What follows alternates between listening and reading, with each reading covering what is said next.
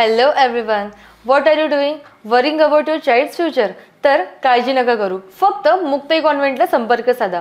Because here you get learning with the excellence, quality education, science-based activities, play-based games and interactive learning. With all these modern teaching methods and strong parent-teacher communication, then what are you waiting for? लवकरात लवकर आपल्या पाल्याचे admission Muktai कॉन्व्हेंटला करा. Location आहे Muktai convent, Chetananagar, Sundarkhed, Buldhana.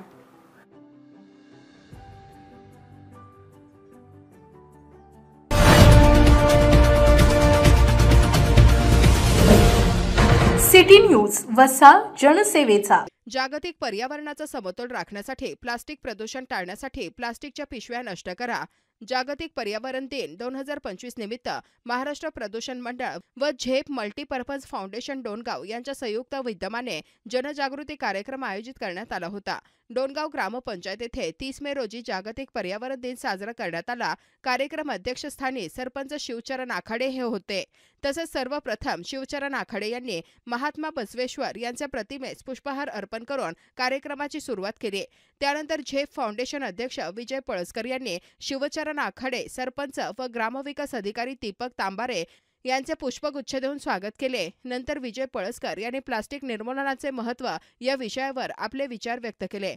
ग्रामविकास अधिकारी दीपक तांबारे यांनी आपले विचार व्यक्त केले. अध्यक्षीय भाषणात शिवचरण आखाडे यांनी प्लास्टिक प्रदूषण टाळण्यासाठी घंटा गाड्यांचा वापर करावा असे ग्रामपंचायत सदस्य व व्यापारी दुकानदार यांना सूचित केले.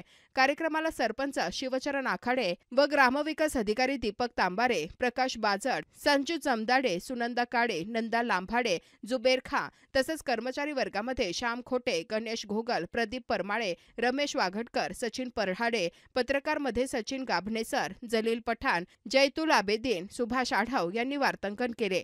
कार्यक्रमाला ग्रामशिक्षण समितीचे बालप्रसाद आखाडे हजर होते. झेप मल्टीपर्पज फाउंडेशनचे कर्मचारी विवेक पळसकर, सुभाष इवरकर हजर होते.